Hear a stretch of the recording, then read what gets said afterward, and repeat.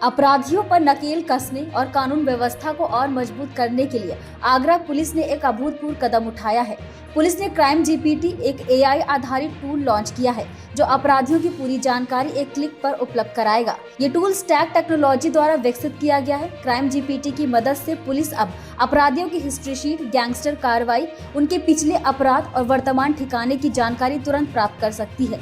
ये टूल चेहरा पहचान कर, आवाज पहचान कर और ऑडियो विजुअल डेटा विश्लेषण कर जैसी अत्याधुनिक तकनीकों से लैस है। इसके अलावा इसमें पुलिस कर्मियों की जानकारी भी शामिल है, जिससे कार्य प्रणाली में पारदर्शिता और समन्वय बढ़ेगा। पुलिस आयुक्त दीपक कुमार के मार्गदर्शन और डीसीपी सिटी सोनम कुमार के नेतृत्व में इस टूल को विकसित किया गया है।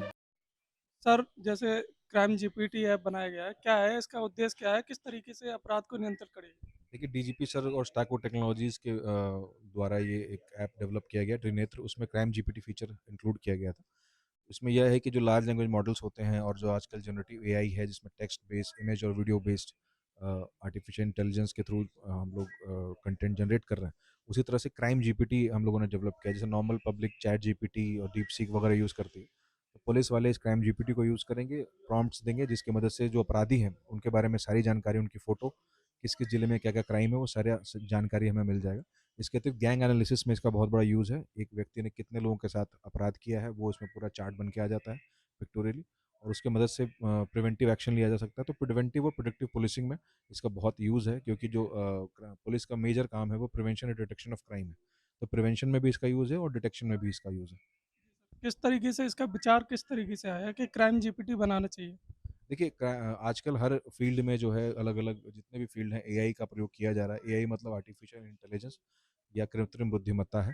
इस संबंध में आगरा पुलिस ने पिछले साल भी कुछ ऐप्स लॉन्च किए थे, जैसे कि FII system, FIR artificial intelligence system, जिसमें तहरीर डालने पे आपको धाराएं पता चल जाती हैं। इसके अतिरिक्त एविडेंस बेस्ड इन्वेस्टिगेशन ऐप बनाया गया था, ईबीटा ऐप। अब क्राइम जीपीटी का भी हम लोग प्रयोग कर रहे हैं। यूपी पुलिस में हर जिले में ये लागू है, और उसको हम लोग यूज करेंगे, और अपने एआई को यूज करके हम लोग पुलिसिंग को बेहतर करके जनता को बेहतर पुलिसिंग सेवाएं देने का पूरे प्रयत्न आने वाले समय में करेंगे।